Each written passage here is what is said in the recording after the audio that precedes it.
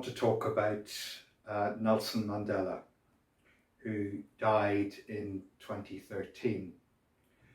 And for people of my generation, he's an absolute towering figure in leadership in the world.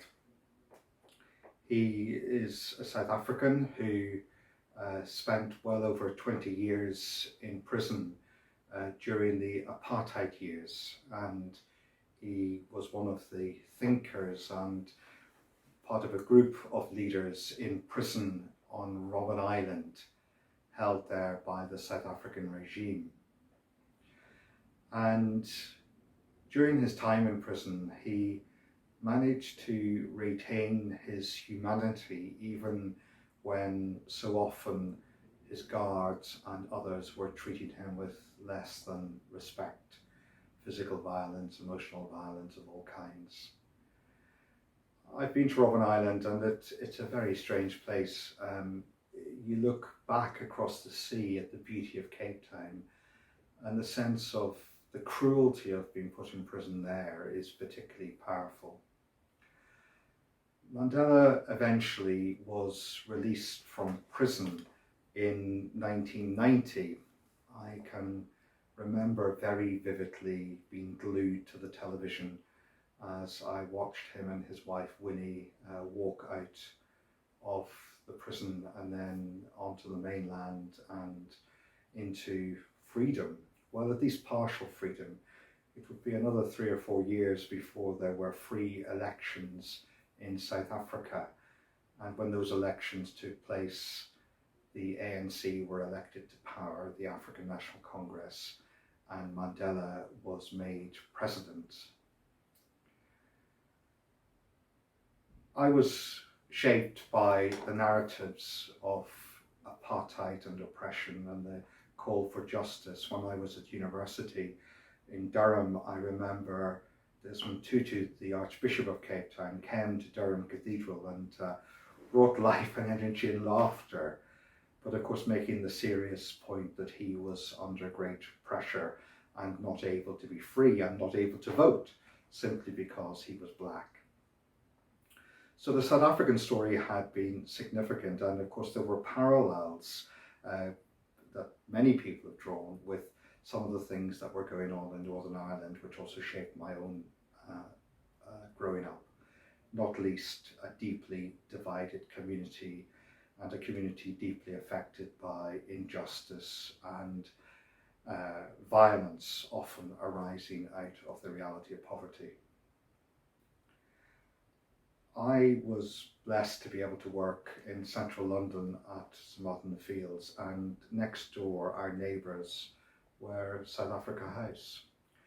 And Mandela came to London, and at a reception in South Africa House I was present there and able to say hello very fleetingly, but it's one of those moments in my life I shall never ever forget. Mandela has taught me a great deal and continues to inspire me. I learnt that whilst the political change with the end of apartheid, that was such a significant moment, but it was only really the beginning of untying the straps of apartheid. I went backwards and forwards to South Africa during those years, and I saw how that a system which is racist like that isn't just about individual laws or the story of particular people, but it was a whole system that was deeply embedded, reinforced, financially upheld in every single aspect of life. And to undo all of that was going to take decades. So I learned that racism was systematic. In then healing the scars of racism, I also began to see that people needed the freedom to tell their stories, very significant stories of pain. And then there had to be some dealing with those stories. They couldn't just sort of be left hanging. They had to be brought to some sort of reasonable conclusion. And in South Africa, that was through the Truth and Reconciliation Commission, which was chaired by Archbishop Desmond Tutu, and which painstakingly worked through the layers and layers and the years of racist practice. And all the way through this, Mandela insisted, supported by Tutu, that every human being was a person of enormous dignity, whether survivor of racist abuse or perpetrator of racist abuse.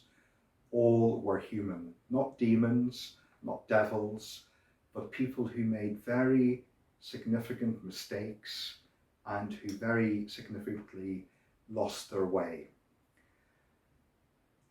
Mandela spoke time and time again that if there was to be a new rainbow nation built, it was going to require forgiveness and reconciliation, which could never be imposed on anybody, but by speaking of it, it gave more of a chance for those who were able to take it up to work with those things and to work towards peace rather than violence. It was thanks to his leadership that the change, the free elections, didn't result in communal violence, which many people had predicted. Mandela won the Nobel Peace Prize and he died in 2013, nearly 10 years ago. And when you look at South Africa today, you can still see the many scars and the many pains which beset the country. But it remains set on a foundation towards the future which Mandela gave. I want to read some words from Long Walk to Freedom, the great book which tells his story and which I've read many times over. Mandela says, "I never lost hope that this great transformation would occur. I always knew that deep down in every human heart there was mercy and generosity. No one is born hating another person because of the colour of his skin or his background or his religion. People must learn to hate, and if they can learn to hate, they can be taught to love. For love comes more naturally to the human heart than its opposite." So this October, as we celebrate Black History, I always remember Mandela, and I give thanks for him. And his legacy is beyond words, and his example, he's not a perfect saint by any means, but his example is so inspiring for anybody who seeks to want to walk with peace in the world and seeks to address the deep harm that racism still is to us all.